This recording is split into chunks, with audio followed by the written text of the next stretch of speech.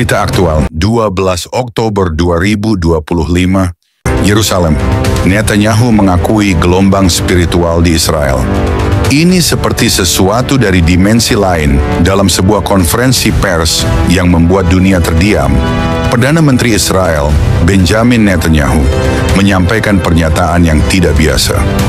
Bukan tentang politik, bukan tentang strategi militer, tapi tentang sesuatu yang jauh lebih dalam.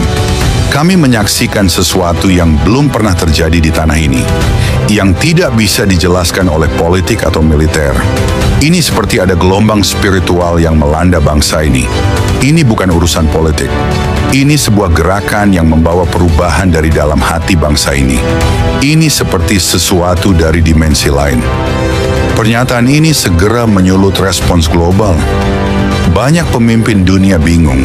Namun bagi mereka yang mengerti nubuatan Alkitab, ini adalah tanda yang telah lama ditunggu. Gereja-gereja rumah yang selama ini tersembunyi di berbagai kota seperti Tel Aviv, Haifa, dan bahkan Yerusalem mulai muncul ke permukaan. Tidak dengan bendera atau kekuatan politik, tetapi dengan api kebangunan yang tak bisa dihentikan. Mereka tidak membawa pedang, tetapi air mata pertobatan dan nyanyian penyembahan. Anak-anak muda Israel mulai mencari makna sejati. Mereka bukan lagi hanya mempelajari Taurat, tetapi membuka halaman-halaman yang selama ribuan tahun ditutup, Perjanjian Baru. Mereka membaca tentang Yeshua, Yesus dari Nazaret, dengan hati yang remuk dan jiwa yang lapar akan kebenaran. Seorang saksi mata, seorang mantan tentara IDF berusia 23 tahun, berkata, "Saya tidak tahu apa yang terjadi, tapi saya tahu satu hal. Saya merasa seperti saya akhirnya menemukan rumah. Dan itu bukan tempat, tapi pribadi. Namanya Yeshua." Penginjilan bawah tanah yang dulu bersembunyi kini menjadi percakapan umum. Di taman-taman, stasiun kereta, dan kafe, nama Yesus mulai terdengar dalam bahasa Ibrani. Alkitab dibagikan secara diam-diam, tetapi dibaca dengan air mata.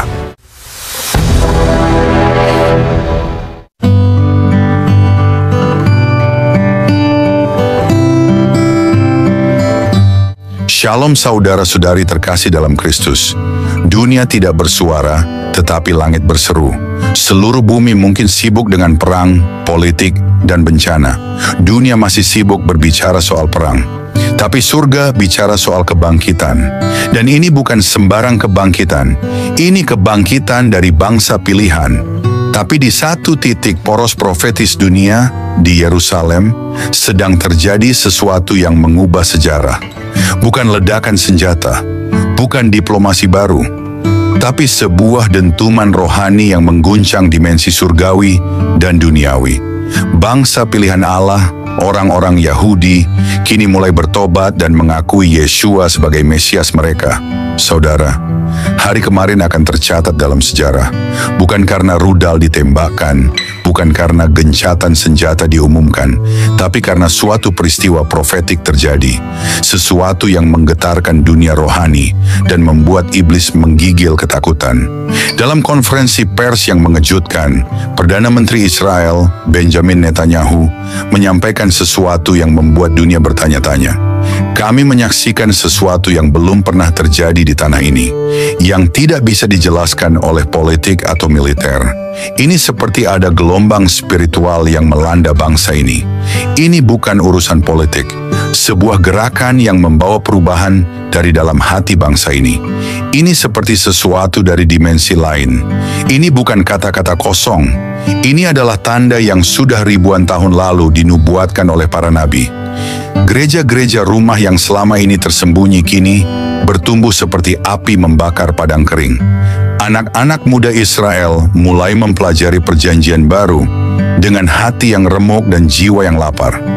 Firman Tuhan di Yesaya 44 ayat 3 dan 4 berkata, "Sebab aku akan mencurahkan air ke atas tanah yang haus, dan hujan lebat mereka akan tumbuh seperti rumput di tengah-tengah air." Hari ini, ayat itu menjadi kenyataan. Dalam hitungan minggu, ribuan orang Yahudi dari berbagai lapisan, dari Tel Aviv yang modern hingga komunitas ultra-ortodoks di Mea Sherim mulai menyatakan Yesus Sang Juru Selamat di tempat-tempat tersembunyi, di gua-gua, di ruang bawah tanah, di ruang belajar Taurat, dari sinagog-sinagog yang dulunya sunyi, dari lorong-lorong tersembunyi Negev, bahkan dari dalam komunitas ultra-ortodoks, nama Yesus mulai diteriakkan dengan air mata. Ini bukan penginjilan biasa. Ini tsunami rohani. Suara ratapan mulai terdengar, tapi bukan ratapan duka, melainkan ratapan pertobatan.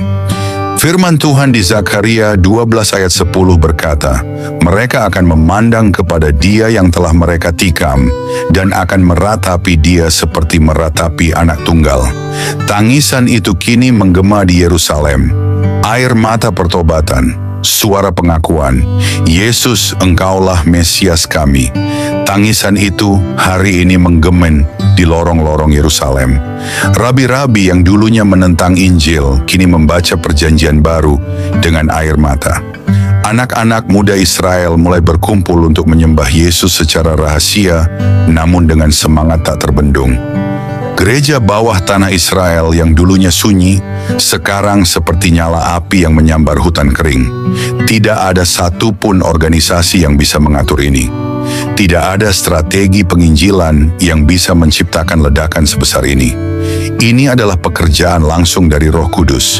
Yesaya 2 ayat 2 berkata, pada hari-hari terakhir, gunung rumah Tuhan akan menjulang tinggi, dan segala bangsa akan berduyun-duyun ke sana. Yerusalem tidak lagi bisu secara rohani. Yerusalem sedang menyala. Yerusalem sedang mengalami perubahan yang tak bisa dibendung. Bukan perubahan politik, tapi transformasi rohani. Tanah yang dulu menolak Raja Kemuliaan, kini menerimanya kembali. Tidak hanya orang Yahudi, para Arab Mesianik, orang Ethiopia, bahkan diaspora Yahudi di seluruh dunia mulai kembali, bukan hanya ke tanah fisik Israel, tapi ke tanah perjanjian rohani. Siaran daring berbahasa Ibrani tentang Yesus melonjak drastis. Podcast, live streaming, kesaksian Rabi Mesianik. Semua meledak di media sosial. Matius 24 ayat 14 berkata, dan Injil kerajaan ini akan diberitakan ke seluruh dunia. Lalu tibalah kesudahannya. Apa maknanya bagi dunia? Ini lebih dari sekadar kebangunan rohani.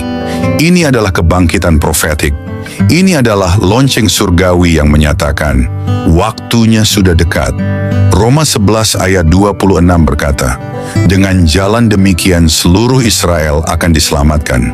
Dari Sion akan datang penebus. Saudara, ketika orang Yahudi mulai berseru kepada Yesus, kita tahu, waktu sudah sangat dekat. Tanda-tanda akhir zaman bukan hanya bencana. Tanda terbesar adalah kembalinya Israel kepada rajanya. Dunia sedang menyaksikan penggenapan nubuat terbesar sepanjang masa. Israel, bangsa yang telah melewati ribuan tahun, pengasingan, holocaust, perang, kini mulai membuka mata dan hati mereka kepada Sang Penebus sejati. Tapi ini juga berarti pertarungan rohani akan memuncak. Ketika terang bersinar lebih terang, gelap akan mencoba membungkamnya. Dunia akan terbelah, mereka yang merayakan kebangkitan ini dan mereka yang menolaknya. Tapi bagi umat Tuhan, ini waktunya berjaga-jaga. Ini waktunya bangkit. Ini saatnya memberitakan Injil lebih giat. Karena kita tidak sedang berbicara tentang esok. Kita sedang berbicara tentang sekarang. Markus 13 ayat 29 berkata, jika kamu melihat hal-hal ini terjadi, ketahuilah, waktunya sudah dekat, sudah di ambang pintu. Israel tidak lagi menjadi tanah sunyi.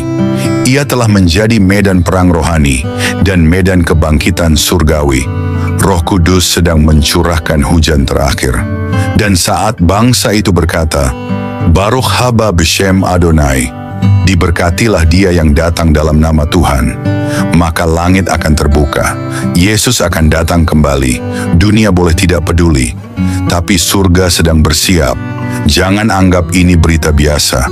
Ini adalah panggilan profetik. Ini adalah akhir zaman. Ini adalah waktu untuk bertobat dan bersiap. sebab Raja sedang mendekat, dan Yerusalem tidak akan pernah sama lagi.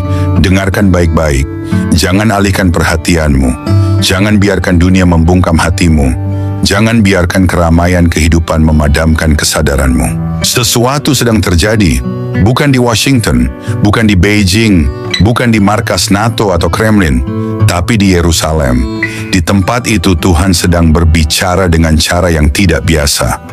Bukan lewat gempa bumi, bukan lewat badai, tapi lewat hati yang hancur dan berbalik kepadanya. Saudara, zaman yang kita hidupi ini bukan zaman biasa. Ini bukan masa tunggu. Ini bukan masa persiapan lagi. Ini masa final. Ini masa tuaian. Ini saat penuai besar itu akan datang membawa sabitnya. Inilah generasi nubuat. Generasi yang akan melihat hal-hal yang tidak dilihat nenek moyang kita. Generasi yang akan menyaksikan mata Israel terbuka dan mulut mereka berseru, Yesus adalah Mesias. Bayangkan, generasi ini menyaksikan sinagog menjadi rumah doa bagi Yesus. Anak-anak Yahudi menyanyikan Mazmur dan Injil. Rabi-rabi berlutut di hadapan salib. Negev yang gersang dipenuhi pujian kepada Sang Raja, dan langit di atas Yerusalem semakin terbuka. Ini bukan drama, ini bukan ilusi penginjilan, ini bukan mimpi revival semu. Ini adalah penggenapan nubuat ribuan tahun lamanya. Ini adalah kehendak Tuhan yang dinyatakan. Yesaya 62 ayat 6 berkata, Hai Yerusalem, di atas tembok-tembokmu telah kutempatkan penjaga-penjaga. Sepanjang hari dan sepanjang malam, mereka tidak akan pernah diam. Dan hari ini, penjaga itu adalah kita. Kita bukan hanya saksi sejarah, kita adalah bagian dari sejarah surgawi. Berapa banyak air mata telah ditumpahkan oleh bangsa ini? Holocaust, perang, diskriminasi, diaspora, pengkhianatan, penderitaan. Namun mereka kembali, bukan hanya ke tanah mereka, tapi kepada Raja mereka, Yesus, Sang Mesias. Saudara, jika Israel sudah bangkit, jika para nabi sudah digenapi, jika air mata pertobatan sudah mulai membasahi tanah kudus itu, maka satu pertanyaan besar tertinggal untukmu hari ini. Apakah hatimu sudah siap? Ini bukan tentang Israel saja. Ini tentang kerajaan surga yang sudah sangat dekat. Ini tentang Raja yang sudah berdiri di ambang pintu. Yesus tidak akan datang untuk sebuah dunia yang masih tertidur. Yesus tidak akan datang untuk gereja yang suam-suam kuku. Dia datang untuk mempelainya yang berjaga, yang menyala, yang haus akan Dia. Kita adalah generasi terakhir. Kita adalah generasi yang akan melihat dua hal secara bersamaan. Kejatuhan dunia yang penuh dosa, dan kemuliaan Tuhan yang memenuhi bumi. Jangan menunggu guncangan besar. Guncangan itu sudah dimulai. Jangan tunggu tanda. Kita sedang hidup di dalam tanda-tanda itu. Lukas 21 ayat 28. Ketika kamu melihat semua ini terjadi, angkatlah kepalamu. Penebusmu sudah dekat, saudara. Apakah hati kita masih menunda-nunda? Apakah kita masih sibuk mengejar mimpi dunia saat langit sudah bersiap menutup sejarah? Apakah kita masih berdebat soal doktrin saat Tuhan sendiri sedang mengumpulkan sisa umatnya? Saat ini bukan hanya Israel yang dipanggil, tapi juga aku dan engkau untuk menjadi suara, untuk menjadi terang, untuk menjadi bagian dari gelombang kebangkitan terakhir. Ini bukan lagi tentang menjadi Kristen baik-baik. Ini saatnya menjadi Kristen yang menyala-nyala. Ini bukan saatnya tenang di zona nyaman. Ini saatnya bertindak dengan api yang tak bisa dibungkam. Karena ketika Israel bertobat dan langit terbuka, Raja akan turun. Jadi hari ini, tinggalkan dosa. Koyakkan kekerasan hati. Buang keraguan. Tolak kompromi. Bangun. Berdiri. Bersiap. Sebab Raja sedang kembali. Dan ketika kakinya menyentuh Bukit Zaitun, Yerusalem akan bersinar, dunia akan berguncang, dan langit tidak akan pernah sama lagi. Inilah saatnya, suarakan Injil. Berdiri bagi kebenaran, dan bersoraklah bersama Israel. Diberkatilah Dia yang datang dalam nama Tuhan.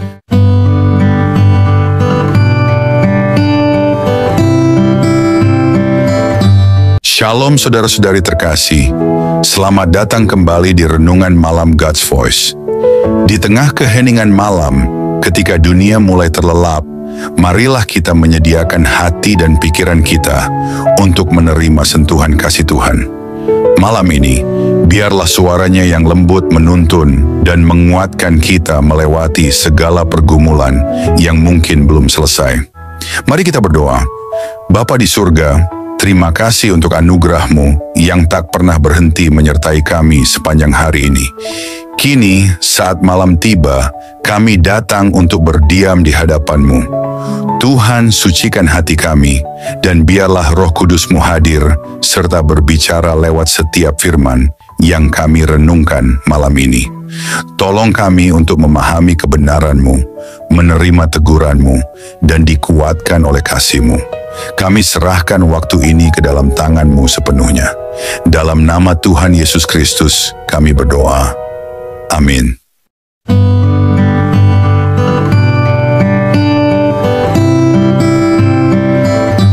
Saudara-saudari terkasih dalam Kristus, dunia masih diam, media tidak menyorotinya, politikus sibuk dengan kekuasaan, dan gereja-gereja yang nyaman masih tertidur. Tetapi di tanah suci, di tempat di mana darah para nabi dulu mengalir, di mana Mesias disalibkan, dan di mana kakinya akan kembali berpijak, terjadi kebangkitan terbesar dalam sejarah Israel modern. Saudara, ini bukan peristiwa biasa. Ini bukan revival ala dunia. Ini adalah kebangkitan yang bernapas nubuat. Ini adalah nafas terakhir sebelum sangkakala berbunyi. Israel, bangsa yang dulu menolak, kini menangis. Mereka tidak lagi berkata, "Dia penipu." Mereka berkata, "Yesus, Engkaulah Mesias kami."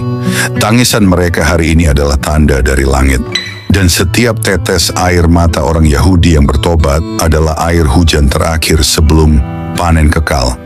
Apakah dunia melihatnya? Tidak. Apakah gereja memahami ini? Sebagian besar belum bangun, saudara-saudari dalam Kristus. Apa yang kita lakukan saat dunia tragedi di depan mata kita? Apakah kita hanya duduk, scroll media sosial, sibuk dengan urusan kecil, dan lupa bahwa langit sedang bersiap membuka tirainya? Yesaya berkata, "Bangkitlah, menjadi teranglah sebab terangmu datang." Tapi apakah kita sedang bangkit? Ataukah kita justru ikut tertidur? Israel sudah menyalakan pelitanya. Tapi gereja di bangsa-bangsa masih tertidur di balik mimbar-mimbar hiburan. Apakah kita sadar? Kita hidup di antara detik-detik terakhir sejarah dunia. Roma 13 ayat 11 berkata, "Sudah waktunya kamu bangun dari tidur, sebab keselamatan sudah lebih dekat dari waktu kita pertama percaya." Ini saatnya. Gereja bangkit, bangsa-bangsa bersiap, Injil diberitakan dengan api, bukan hanya kata. Saudara, ini bukan teori eskatologi, ini bukan lagi bahan seminar. Ini sedang terjadi sekarang, di Israel, di Yerusalem, di tanah perjanjian. Dan saat suara Baruch Habab Shem Adonai mulai menggemor dari bukit-bukit Yerusalem, ketahuilah, pembukaan langit sudah dekat. Yesus akan datang dan dunia tidak akan sempat bertanya, mengapa tidak diberi peringatan? Karena peringatannya sudah ada, dan itu sedang kita saksikan hari ini. Dunia tidak butuh tanda lagi. Tanda terbesar sudah muncul. Israel mulai bertobat. Apa respons kita? Apakah kita akan bangun, bersiap, berseru? Ataukah kita akan tertinggal karena tidak percaya bahwa jam Tuhan sedang berdetak? Mungkin selama ini kita sibuk membela budaya, sibuk memperebutkan teologi, sibuk saling menyerang antar gereja, sementara di Tanah Kudus, tulang-tulang kering sedang bertumbuh daging. Sementara di tempat Mesias dulu ditolak, orang-orang sekarang menyembahnya dalam kebenaran. Saudara, ini panggilan terakhir. Bangkit dan wartakan Yesus. Bangkit dan siapkan hidupmu. Bangkit dan jadilah suara di padang gurun modern ini. Karena jika tidak sekarang, kapan lagi? Jika bukan kita, siapa lagi? Jika bukan dalam generasi ini, apa gunanya semua kita lakukan? Israel sedang bangkit, Roh Kudus sedang mencurahkan hujan terakhir. Gereja yang benar harus menyambut mereka, bukan dengan doktrin kaku, tapi dengan api dan kasih sejati dari Kristus. Ingatlah saudara, Yesus tidak akan datang kembali ke Yerusalem yang diam. Dia akan datang kepada Yerusalem yang berseru, "Selamat datang, Raja Kemuliaan." Jangan tertidur saat sejarah disusun. Jangan diam saat surga sedang berseru. Jangan lemah saat Israel bangkit menyebut nama Yesus. Tuhan sedang bergerak, bukan di mimbar yang mewah, tapi di gua-gua, lorong-lorong, ruang belajar Taurat, dan ruang rahasia pertobatan. Dan ketika mereka berseru, Yesus akan datang, bukan lagi sebagai anak domba, tapi sebagai singa dari suku Yehuda, sebab Raja sudah di ambang pintu. Yerusalem tidak akan pernah sama lagi, dan dunia akan segera tahu siapa yang berdaulat.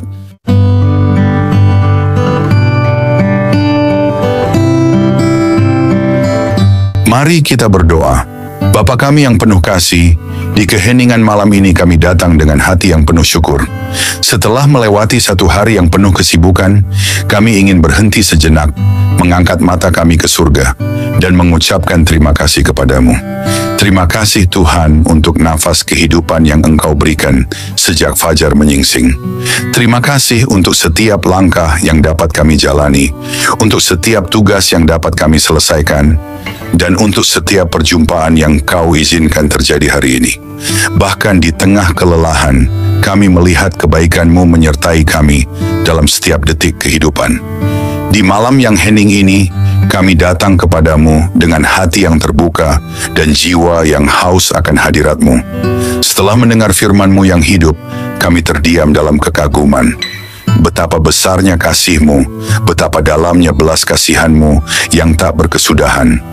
Tuhan, malam ini kami menyerahkan seluruh isi hati kami di hadapan tahta-Mu. Segala beban yang kami pikul, segala luka yang tersembunyi, setiap dosa yang begitu sering kami abaikan, kami letakkan semuanya di kaki-Mu. Ajari kami untuk tidak lagi berpaling. Ajari kami untuk mencintai-Mu dengan segenap hati, segenap jiwa, segenap akal budi kami. Tuhan, malam ini kami tidak ingin hanya menjadi pendengar. Biarlah firman-Mu mengakar dalam hidup kami, menembus kerasnya hati kami, membangkitkan jiwa kami yang lesu, dan membakar roh kami dengan api dari surga. Jika ada jalan dalam hidup kami yang bengkok, luruskanlah Tuhan. Jika ada bagian hati kami yang beku, cairkanlah dengan kasih-Mu. Jika ada keputusan yang salah, tuntunlah kami kembali ke jalan kebenaran. Ya Tuhan, dalam keheningan malam ini, kami rindu berpisik di hadapan-Mu. Ambillah seluruh hidup kami, bentuklah kami seturut gambar-Mu. Jadikan hidup kami alat bagi kemuliaan-Mu, bukan untuk ambisi kami sendiri. Ajari kami menghitung hari-hari kami, supaya kami beroleh hati yang bijaksana. Ajari kami untuk hidup dengan kesadaran bahwa waktu ini singkat dan kekekalan itu nyata. Tuhan, dalam gelapnya dunia ini, nyalakanlah terang-Mu dalam hidup kami. Jadikan kami pelita yang tidak padam, saksi yang tidak malu memberitakan nama-Mu. Ketika dunia menawarkan godaan, kuatkan hati kami untuk tetap setia. Ketika badai datang, peluklah kami dengan damai-Mu yang melampaui segala akal. Ketika tubuh ini lemah, jadilah kekuatan kami. Ketika jiwa ini letih, jadilah penghibur kami. Bapa, kami tahu tanpa Engkau, kami tidak mampu. Tanpa kasih-Mu, kami kosong. Tanpa roh-Mu, kami kering dan mati. Oleh sebab itu malam ini kami berseru, jangan pernah tinggalkan kami Tuhan. Jangan biarkan kami berjalan setapak pun tanpa penyertaan-Mu. Sebab satu hari di pelataran-Mu lebih baik daripada 1000 hari di tempat lain. Tuhan, mungkin ada banyak hal yang belum sempurna, banyak rencana yang belum tercapai, tetapi malam ini kami memilih untuk bersyukur. Karena kami tahu, tangan-Mu tetap bekerja, bahkan saat kami tidak melihatnya. Kami percaya segala sesuatu yang terjadi hari ini ada dalam kendali-Mu yang penuh kasih. Terima kasih untuk kekuatan saat kami merasa lemah. Terima kasih untuk penghiburan saat kami hampir menyerah. Terima kasih untuk damai-Mu yang melingkupi hati kami, bahkan di tengah kekacauan. Segala sesuatu yang kami alami hari ini, suka maupun duka, adalah bagian dari rencana-Mu yang indah. Ajari kami untuk melihat bahwa setiap momen dalam hidup kami adalah anugerah. Ajari kami untuk selalu ingat bahwa tanpa-Mu kami tidak bisa berbuat apa-apa. Bapa yang setia, ajari kami untuk tetap rendah hati, untuk tetap bergantung pada-Mu dalam segala hal. Ajari kami untuk tidak sombong atas keberhasilan dan tidak putus asa dalam kegagalan. Kini saat malam melingkupi kami, biarlah hadirat-Mu menjadi naungan kami. Berikanlah tidur yang penuh damai, dan bangunkan kami esok hari dengan semangat baru untuk hidup hanya bagi-Mu. Hingga hari itu tiba, saat kami bertemu muka dengan-Mu dalam kemuliaan kekal, biarlah setiap hari hidup kami menjadi nyanyian pujian yang harum di hadapan tahta-Mu. Dalam nama Yesus Kristus, Tuhan dan Juru Selamat kami yang hidup, kami menutup hari ini dengan penuh syukur dan pengharapan. Amin. Saudara-saudari terkasih, sebelum kita menutup hari ini, mari kita datang dengan kerendahan hati di hadapan Tuhan. Kita mengangkat suara, mengangkat hati, dan dengan penuh iman, kita berdoa sebagaimana Tuhan Yesus sendiri mengajarkan kita. Mari kita ucapkan bersama. Doa Bapa kami.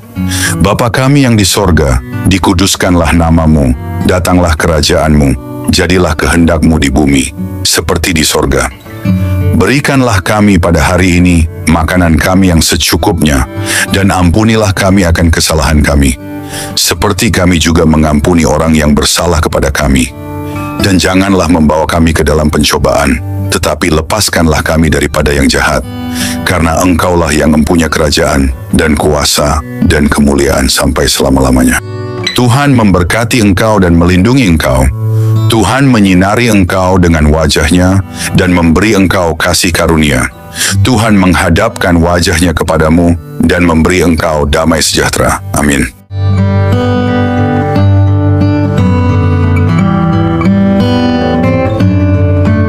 Saudara-saudari terkasih, malam ini kita telah merenungkan betapa besar kasih Tuhan yang menopang hidup kita sampai detik ini. Biarlah setiap kebenaran yang telah kita dengar tidak berhenti hanya di telinga, tetapi bertumbuh di hati, mengubah hidup kita hari demi hari, hingga kita menjadi serupa dengan Kristus, Sang Terang Dunia. Jangan biarkan malam ini berlalu begitu saja. Bangunlah komitmen baru di hadapan Tuhan, dan tetaplah haus akan firman-Nya, sebab hanya dalam Dia kita menemukan hidup yang sejati. Jangan sia-siakan firman yang telah ditaburkan. Responilah dengan segenap hidup, dengan segenap jiwa. Biarlah malam ini menjadi malam perubahan, malam perjumpaan sejati dengan Tuhan. Terima kasih sudah setia mendengarkan renungan malam ini. Jika renungan ini memberkati, jangan lupa untuk like, subscribe, dan bagikan kepada lebih banyak jiwa yang membutuhkan sentuhan kasih Tuhan. Karena melalui satu langkah kecil dari saudara, Tuhan dapat menjangkau ribuan jiwa yang haus akan keselamatan. Tuhan Yesus menyertai, memberkati, dan meneguhkan setiap langkah kita, sampai pada saat kita berjumpa muka dengannya. Mari kita bersama-sama menjadi alat untuk memperluas kerajaan-Nya di bumi. Tuhan Yesus memberkati dan selamat beristirahat di dalam damai sejahtera-Nya.